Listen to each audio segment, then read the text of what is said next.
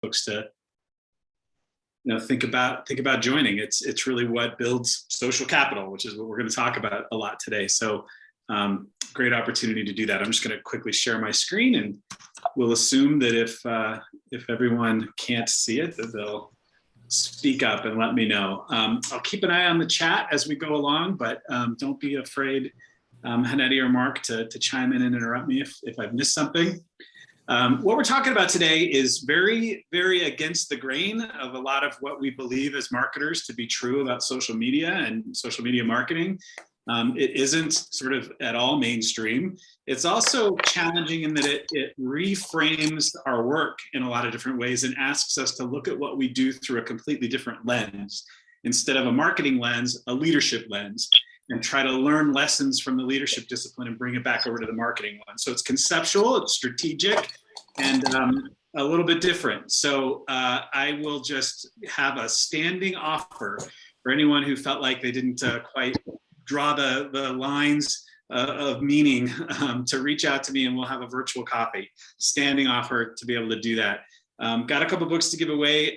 There's a ton in the book, obviously, that we're not going to be able to get to in half an hour to be able to really get through it all. So we'll touch on a couple of concepts that the book talks about. There's a couple of blog posts as well that I've got available that if you don't feel like buying the book, that deal with a lot of this as well. So there's a lot of different ways to get more information, and I hope that you'll reach out to me and let me know. So, and we're giving away copies of books as well, so both digital and print.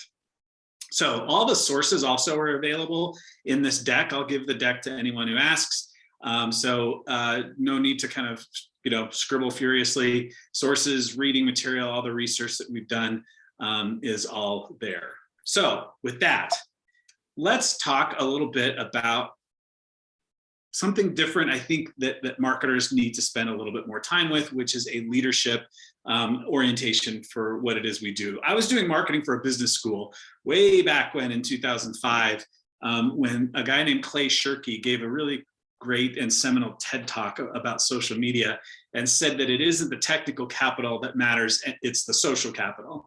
And when he said this, I was neck deep in leadership. I had to understand it as a marketer of this business school. At the center of what our brand promise was leadership and values-based leadership specifically. I'm seeing somebody that lost audio from me. I hope that's Aaron, I still have audio from you, so we can check on that individually. Okay. If anybody else loses audio, please let us know in the chat. Cool. Well, I just wanted to make sure that was still running. So thanks. Anyway, so I'm being a marketer. I'm neck deep into leadership. It was like studying abroad and learning a different language. I was completely immersed in it. It was the core of what we were doing. And when Clay Shirky said this, it hit me at a time, and I've never thought about social media the same way since. And frankly, I've never thought about marketing the same way since, because marketing is leadership, and marketers are leaders. And nothing could be truer than when building community in social constructs like the social web. We'll touch on these concepts a little bit more, but if you think about what you do, you influence without power, which is a leadership discipline. That's what marketers do. And personally, I've learned way more from the leadership discipline than I ever have from the marketing discipline in terms of influence. So here's the thing that we have to come to grips with as marketers. There's a huge gulf between driving conversions and building community.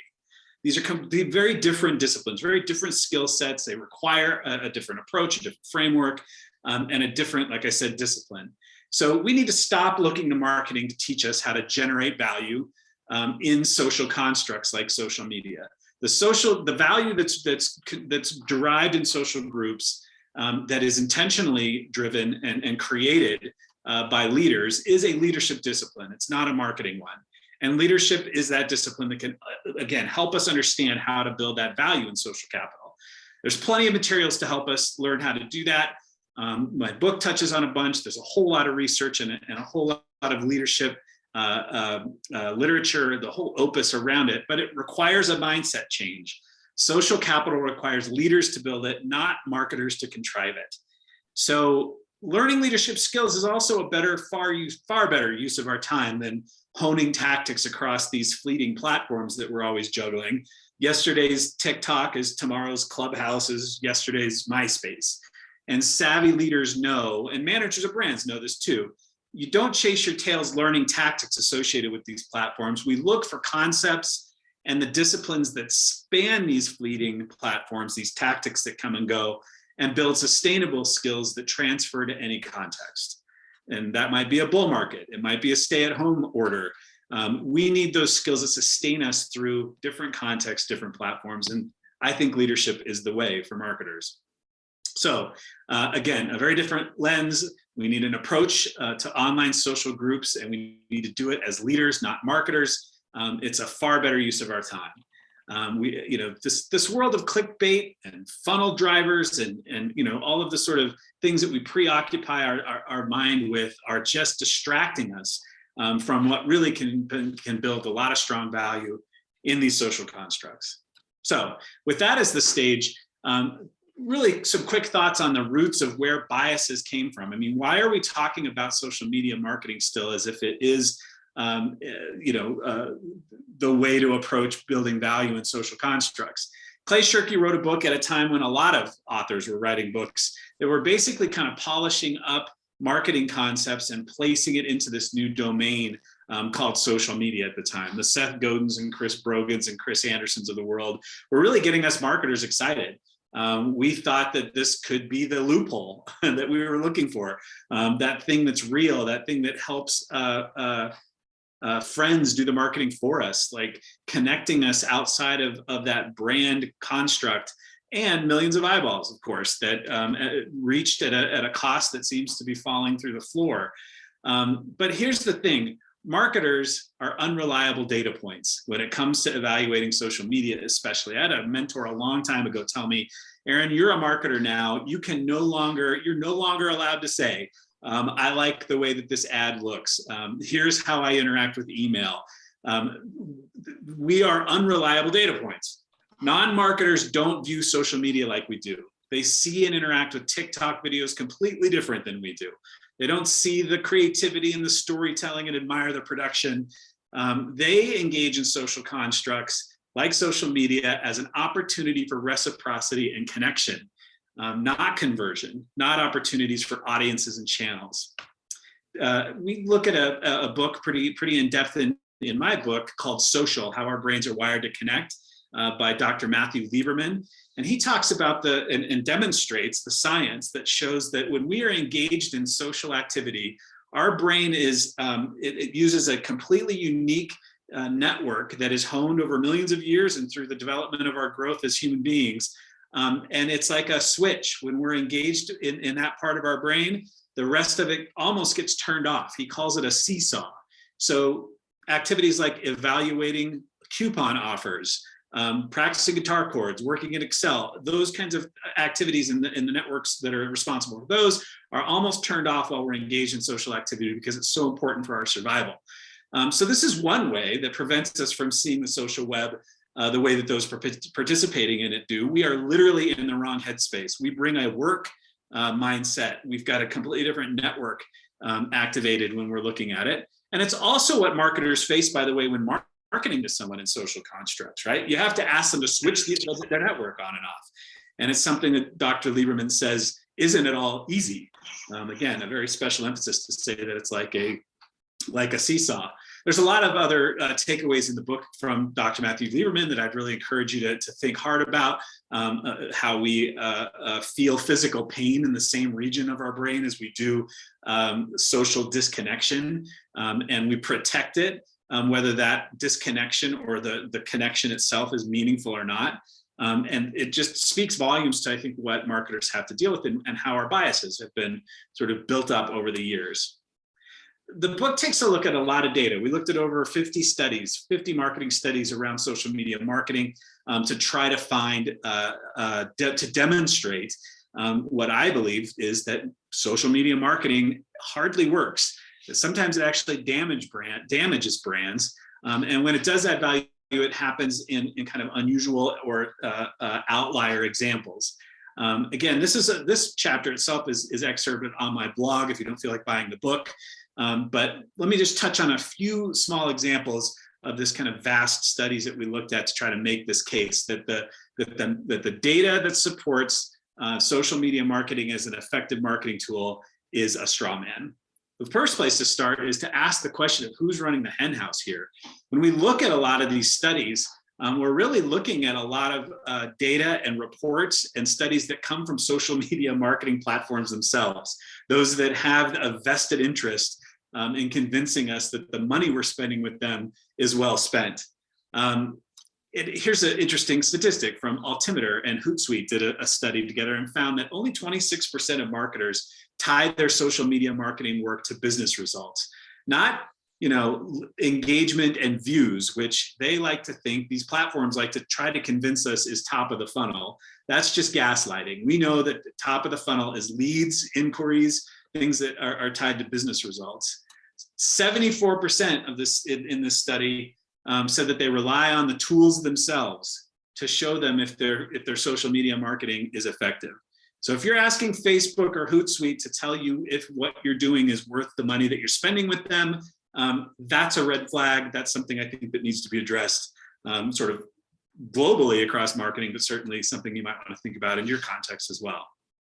We also seem to be throwing up our hands around ROI of social media marketing. The studies are really clear on this. There's all kinds of examples in the book. Here's a few that we found from a study from HubSpot's Not Another State of Marketing, social media marketing report, who said that only 35% say even understanding social media's ROI is important or very important to them. The top check boxes, not very many of us are marking it off when it comes to ROI. 93% use what I call non-business results to evaluate effectiveness. They're looking at things like engagement and follower growth. And the majority of brands, this is just incredible to me, aren't seeing a lot of effectiveness through things like Facebook and Twitter and their marketing activities on these platforms. They're going to increase their spending on it while seeing declines in engagement like this study shows. So we're seeing a huge disconnect, and again, kind of throwing up our arms and say, well, let's just keep doing it because whatever everybody else is, or it's what our clients want, and so on. We look at all of the different sort of areas that marketers are responsible for when it comes to social media marketing effectiveness as a channel. And we looked at this guy and studied him. His name is Augie Ray, a good follow on social media, who wrote a blog post way back in 2014. He's not in the social media space anymore, he's in customer experience. But we followed kind of his model and found what he found, which his blog post is called "What If Everything You Know About Social Media Marketing Isn't True?" And spoiler alert, it isn't true. And we found everything to be true today. It's not an effective channel for all of the things that marketers are responsible for across all of our areas of responsibility, from generating leads to brand awareness, to building trust, to reaching new segments. We confirmed almost everything that he was able to, that he himself found back in 2014. Again, we don't have time to go into a lot of it, but here's a quick one that I like to point out.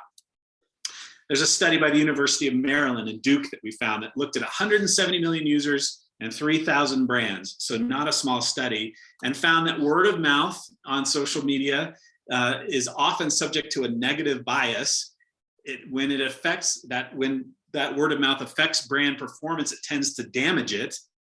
And the larger the following, let this one sit with you for a little while, the more likely the word of mouth is to be negative, while smaller followings lean more positive. So our obsession with reporting and demonstrating follower and fan growth, a real disconnect with the actual results that are being generated from that.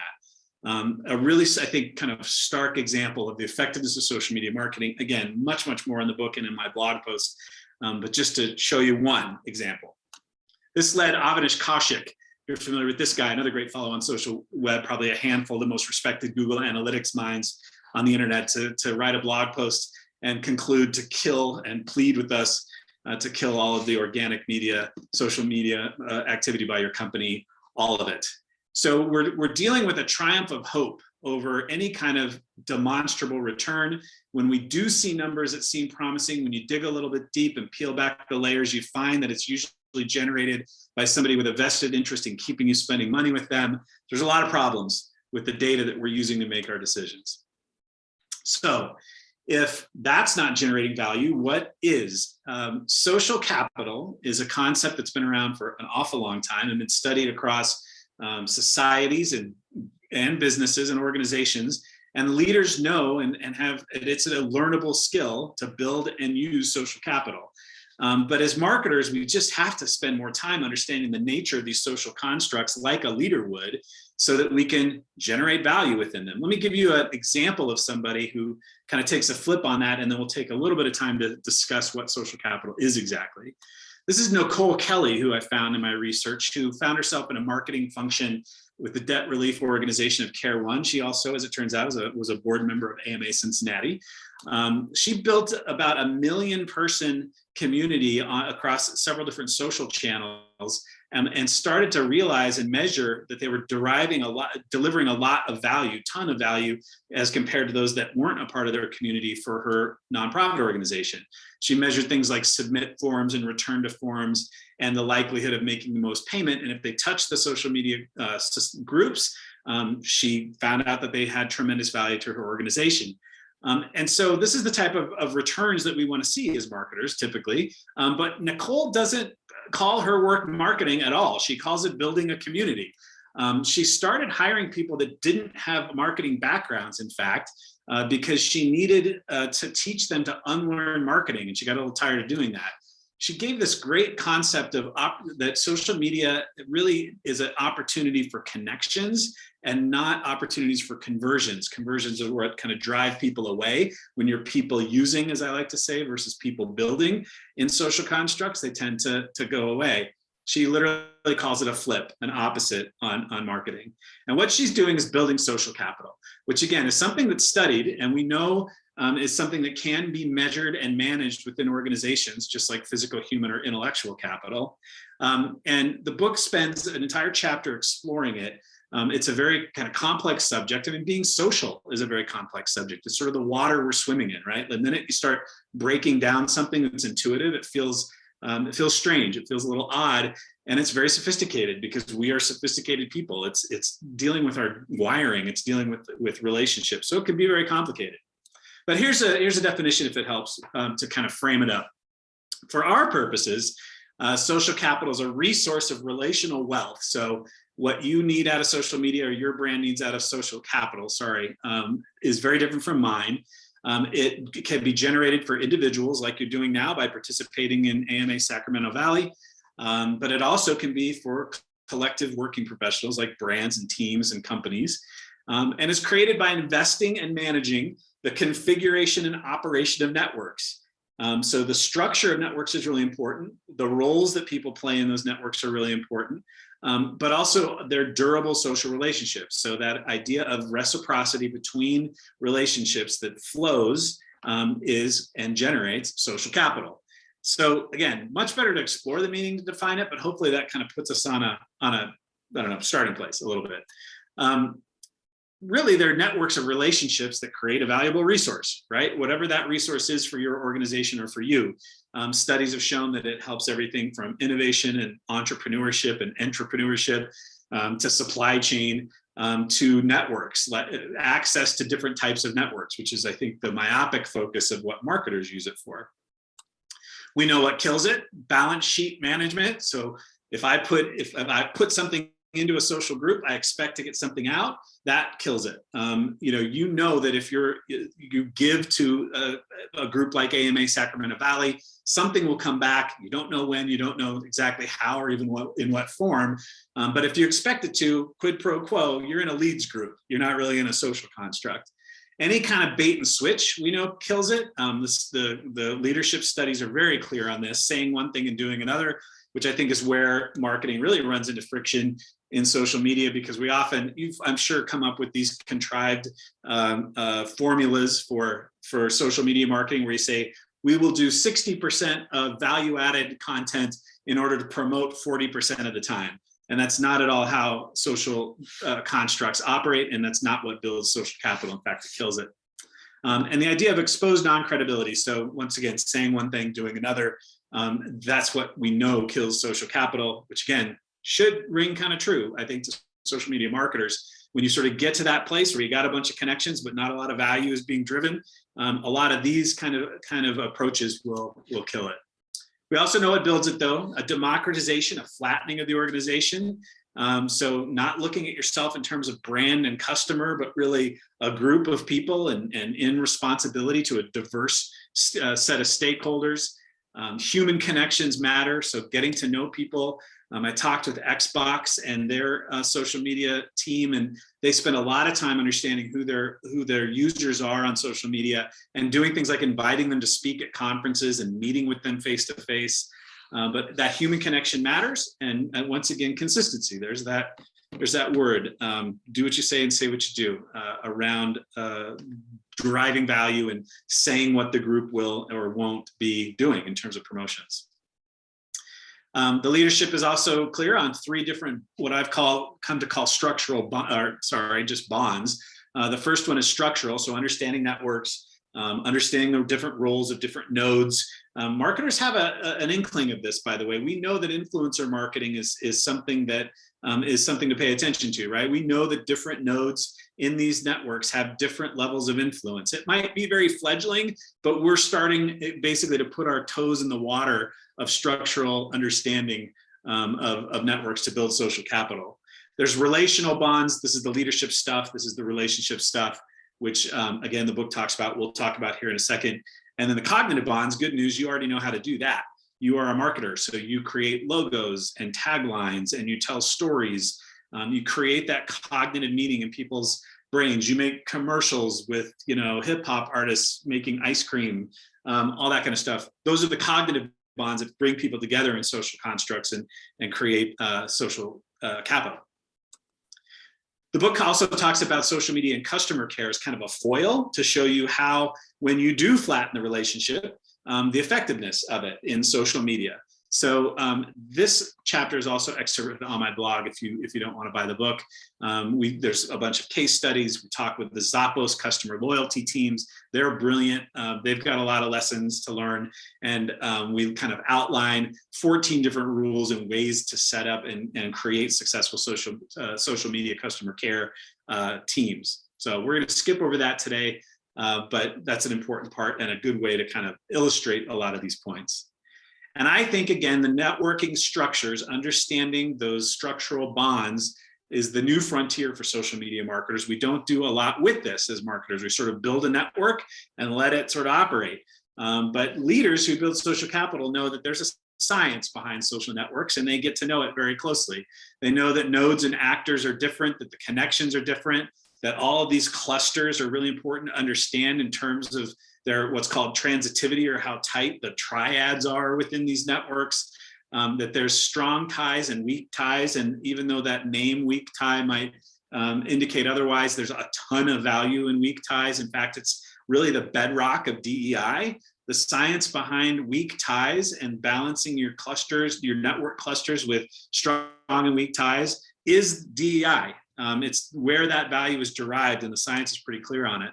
Closure, brokerage, all of these kinds of things can provide a wealth of information for leaders, certainly, but also, again, those are managing social constructs like social media to be able to integrate and to intercede in their networks, to be able to manage them better and lead them better. So we know this is true. This is true from the science. So then there's the relationship side of things. This is the whole second half of the book, taking your marketing mindset and thinking like a leader. So if I'm going to be responsible for curating or managing a social media community, how can I switch my thinking from conversion to connection and start building serious value? And I think the path there, again, is to think like a leader. This is what we do, y'all. We influence without power, but we're leaders in our organizations. I mean, you think of something like a rebranding effort, that is a change leadership issue. It's far more about leading change than it is about marketing. We lead around budgets and digital transformations and how to, of course, lead the teams that we might be managing. So this kind of stuff goes well beyond just how to manage social media communities well. The book takes a look at 4 different books across 4 different decades and what these brilliant minds have to say about social media marketing. We kind of pull from that the key parts out of the books that have to do with social media and building it, and those leaders who are savvy with building and using it. And we look at some other research papers and so on and come up with some basic kind of easy fundamentals. Not easy, but certainly not easy to do, easy to remember. The first is credibility. We talked about this a little bit before, but when you sign up with for a social group with no promise of any return, you're going to put some time and effort into something, and some sort of vague sense of reciprocity, like we talked about before. Demonstrating credibility from the outset is really important. So understanding that as a discipline is critical. And I think there's some brand strategy stuff to be learned from all this too. But understanding what credibility is and how to do it is a fundamental to building social capital. Once again, walking the talk. We all know this from just our intuitive sense, but the research shows it as well. We need leaders that do what they say and say what they do all the time. And we disengage quickly. We all have that BS meter that pegs the minute that somebody says they've got an open door policy and the door is always closed, for instance. Then leaders who build social capital ask a lot of questions, understand the needs of each person that they're leading, and figure out then how to develop relationships that build people up. So relationships not sort of top down, but flat, built on reciprocity. And then they inspire a shared vision, leaders who build social capital. This comes straight out of one of the books called The Leadership Challenge by Kouzes and Posner. And the best way to understand this concept is to flip it. It's not share an inspired vision, it's inspire a shared vision. Really understanding the needs of your social group and moving with them to be able to lead and generate social capital. Then we come up with 8 essential practices. This is at the end, where basically boiling down the skills necessary to build and use this. So as a leader, but also as a marketer, I think these things have ties. And I'm going to run through them pretty quickly because I'm just a bit behind. But the first one is to embrace the complexity. So we sort of deconstruct and challenge the idea that we can fit this in 8 essential practices in the first place. This is sophisticated stuff. These are relationships. These are emotions. The idea of social networking and the idea of the way that we operate socially, very sophisticated. So you've got to get ready for that. Treat your constituents as people. This is social media. If you're looking to build value, are not market segments. They are not channels. These are people made of emotions that are there, again, for a completely different reason than you are there for as a marketer.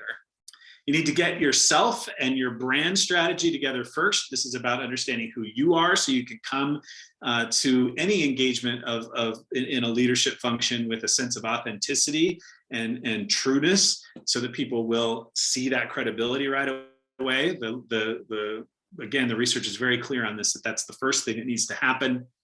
Then build that credibility. And learn what that's about. Take the time to learn what credibility is about and how to express it and how to demonstrate it and build it. There's a lot of uncertainty in this work, so you got to be okay with that. Social groups, y'all, they are more like a murmuration of starlings than they are any kind of market segment that we've become used to. They change, they have agency. The group wants to gain out of it is constantly evolving. And as a marketer, if you want to build value in that type of an organization or a construct, you better be ready for it yourself. So improvise and be ready to be flexible. Takes a long time. This is not punctual. We know this as marketers as well, just intuitively. Ask some questions. You got to coach and learn from your constituents, whether that be in person or online. Don't see a lot of that going on in marketing. When somebody has a comment, there's not a lot of questions. There's from brands or social media marketing managers. There's just responses. But asking and learning is the key. And then lastly is look to people build and not people use. This is a term out of Greenleaf's Servant Leadership book. By the way, he's the one that invented the term servant leadership. This is not a Simon Sinek concept. But the idea that people build, you're not looking to people use. You are not looking to move people through a funnel if you're looking to build social capital. You're looking to meet their needs, help them be great, accomplish what they want to accomplish. I know I'm a little bit behind, but let me just talk a little bit about the kind of bigger picture here. I touched on weak ties earlier, and what we know about the way that social groups work, we are in rhythm with one another with this. We are all wired to be social, and we desire it, we crave it. We're just hardwired to want to connect. And those networks with weak ties find homes for good ideas. The science is pretty clear on this. If it doesn't land in the network cluster that you've built by connecting your cluster to another cluster by way of a weak tie, It's creating value across larger communities. The science calls it the infrastructure for idea exchange. So through this lens, you could argue that building diversity and equity in the network groups that we have influence over is a moral decision, not just about recognizing the dignity in the people that are involved, which is certainly an important part of it. But it also, these organizations that have status quo strong tie networks are denying our broader community and world an opportunity to participate in this idea import-export business, to find a place in this rhythm. And I think the DEI resistors may be preventing a place for an idea to find a home and thrive when they're not looking to take part in that. So a lot of these efforts, whether they be DEI, building social capital, leading with this type of a mindset, in my mind, has a moral implication much wider spread than just the beliefs of the organization. Sort of like wearing a mask in public. It's not only about your health, you're affecting everybody else's as well. So with that, I think I'm a little bit over and I apologize. Again, here's how you can get in touch with me. I guess my email isn't on there, but Aaron@3over4.com. We're gonna be giving away some books. Would love to have coffee with you. Again, I know this is challenging and different. So if you're having a hard time connecting this to your specific context, please reach out. I'd love to have a conversation about it. So thank you. Thanks again for having me. And I guess we got time for Q&A. Yeah, thanks so much, Aaron. So if you could please drop your contact information in the chat, that'd be great. And then we'd also like to thank you for a rich discussion. We have a few minutes for questions and conversation, and I'll check the chat as well for any questions. And also feel free to unmute and ask them directly as well.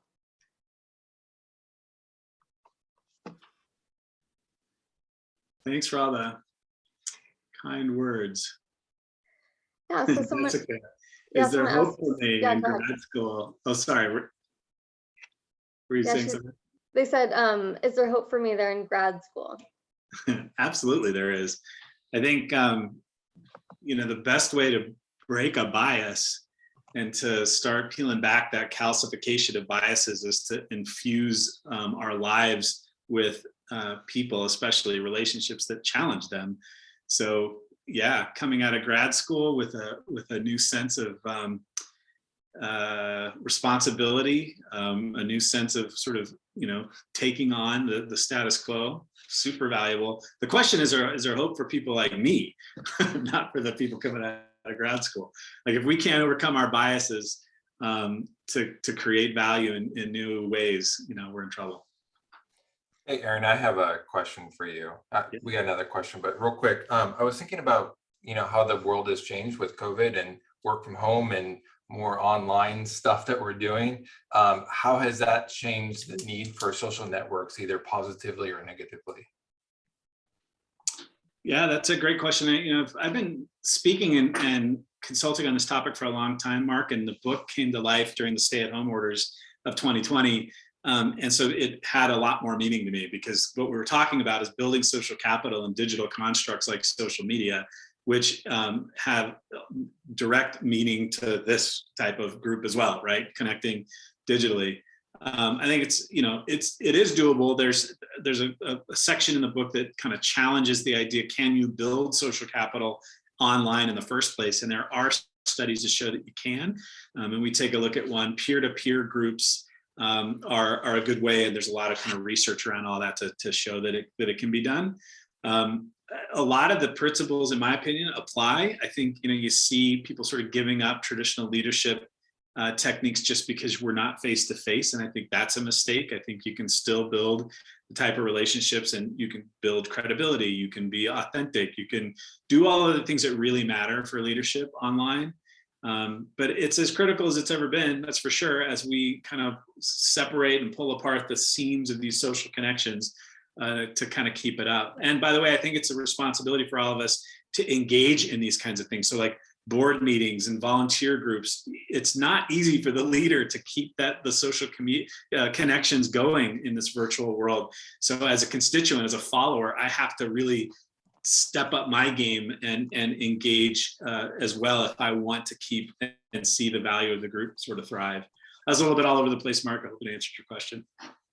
No, that's perfect. So volunteer with AMA SV. That's your main thing, right? There you go. Build that social network. That's right. Yeah. Nice. Thank you very much. We have a few other questions. I don't know if you wanted to read those. Yeah, so I have a question from Caroline. The slides will not be available, but we'll have a recording on YouTube in about a week. And then the next one is going to be, sorry, here we go. What is your favorite example of what you're describing related to DEI? Yeah, I hope I wasn't too, didn't run through that too quickly. So I'm fascinated by the science of DEI because it's been around for a long time, but nobody's ever called it that. Social scientists have understood the value of these what's called a weak tie, which is a tie in a network that connects weakly, if you will, so not by too many connections to the cluster that it's connecting to, but often has a bridge to another group, right? So that in some ways is diversity. The ability to capture the value that that brings is equity and inclusion. So creating a culture that this tie feels trusted and safe in order to bring value from its other cluster is also studied in the social sciences. So it really connects in that way in me, and really, I think, powerful examples or a powerful, the science behind it. In fact, we took an excerpt of the book and we're trying to publish it so that people can kind of take a look at it. But that to me is what inclusive cultures look like when they see the value and they build it in order to capture the value of the diverse sort of nodes. Awesome. So we're going to be giving away 3 more books. One is a hardback and 2 are ebooks. So I'm going to be picking 3 people out of the attendee list. So that will be Anastasia Murphy, Vish Deshman, and then Stephanie Diaz. You will get a free copy of the book, and I'll be direct messaging you for your information in the chat. And then there's one more opportunity for a question. And then after that, please contact Aaron directly with his contact information he's provided in the chat. So Aaron, one last question. Any example of who has done a great job of building social capital? I was just replying to Vish. Zappos is a terrific example of this. They approach social media totally differently than I think marketers do. I talked with 3 of their sort of senior level social media folks. They don't see it as a marketing channel, although they have kind of a quote unquote marketing team, but it's led by their customer service team to make sure that it's remaining fun and what they do is they expose their corporate culture because they feel like that adds value to their groups. And then they just respond to all of their customer care responses. So it's a pretty oversimplified way that they approach it, but it's a flattened approach. So they don't see themselves in any kind of hierarchy, both in their organization, by the way, but also it's reflected in their social media approach. And they build a ton of social capital through all that. So yeah, Zappos is the first group that I kind of came up with. Awesome, thanks, Aaron. So we're just about out of time today. And also, if I could ask the book winners to stick around after the call, please. Vish, Stephanie, and Anastasia, if you could please stay on the call so I can get your information to send you the book. We want to thank everyone for your participation in today's conversation. We'll be sending out a thank you email and a link to the meeting recording by the end of the week. Keep an eye on the email and social channels for announcements about our scholarship and upcoming events. We're hoping to return to a few in-person events in the spring, and we look forward to seeing you there. And until then, we'll be busy helping the community grow, connect, and engage. Thanks so much, everyone. Really appreciate your time. Thanks, everybody. Thank you, everybody. Appreciate it. Thanks, Aaron, again. Thank you. Everyone.